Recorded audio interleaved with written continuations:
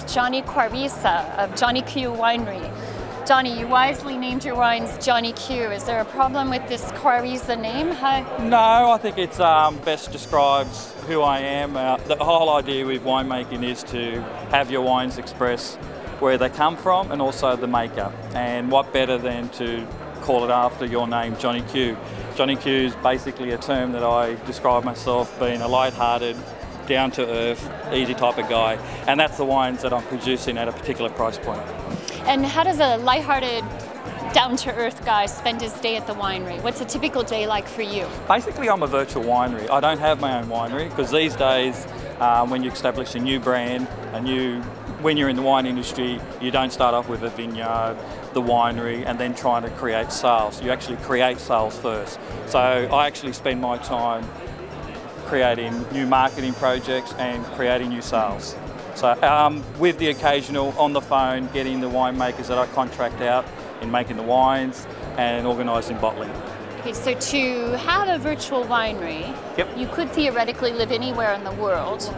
Yep. How do you decide which fruits you're going to buy and who's going to actually turn that fruit into the wine that you're proud of? Basically, I live in central New South Wales, which is basically in the bush, and the wine facilities that make the wines for me are like 1,000 kilometres away.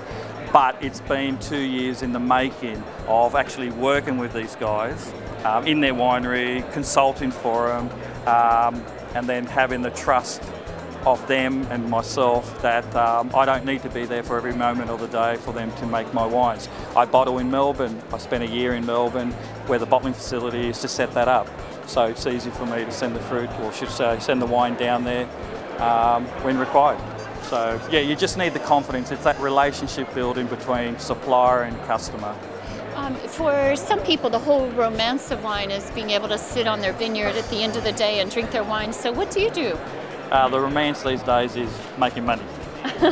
Not losing money, making money. So not so romantic at the moment. No, it is. We're all here to make money. So let's talk about that market. What do you find is the biggest driver for you? Is it wine education? Is it a trade show? How does it work for you? For me to determine what wines I need to produce is actually going around the world and judge at international wine shows. This year I'll be judging in Germany, France, Canada. My strategy is to actually go and do the market research a year before I actually want to tackle selling the wine. And that's the best way of talking to people like yourself, wine writers, other winemakers, on how best to tackle that market in question. And what do you aspire to do next? Obviously grow, still no ambitions or no inspiration to have a winery. Basically it's brand building, that's the whole question. You want to put your money and equity into the brand name.